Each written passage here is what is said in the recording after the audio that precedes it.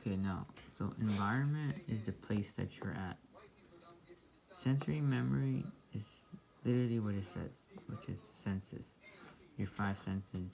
In this case, we have iconic, echoic, of course, there's more senses, but this is 3 seconds. So whatever you're able to track, 3 seconds, and now the way you want to look at it, iconic.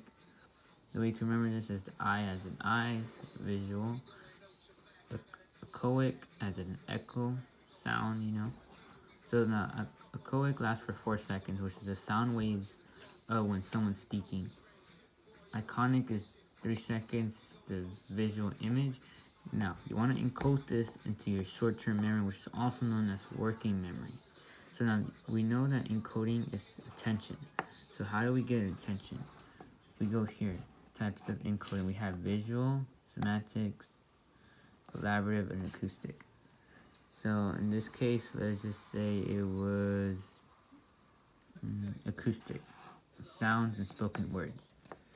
So in that case, we would need maintenance rehearsal. We need to repeat those words over and over again. This is why it's called a working memory, because it's using conscious thought, which is attention and conscious thought, which in this case would be affordable processing,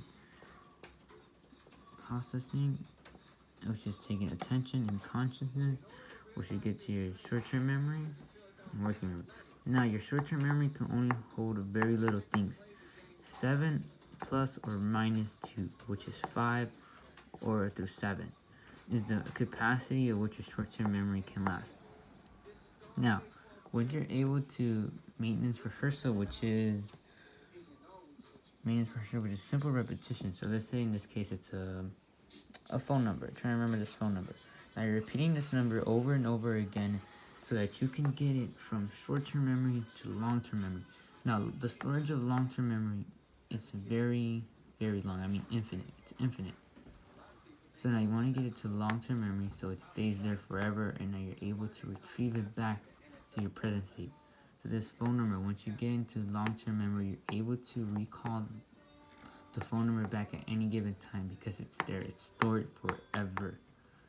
Now the way you get it back is something called retrieval queues, but we'll get to that in a second. Now, long-term memory breaks down into 2 categories. We have declarative, which is explicit, and procedural, which is implicit. Now, procedural memory is habits and natural tasks. It takes motor skills. For example, like riding a bike. It is natural to you after you're able to do it once or twice. Declarative is explicit, which means it breaks down into 2 parts. We have somatic and episodic. Somatic is facts and knowledge, and episodic, you can think of it as personal events.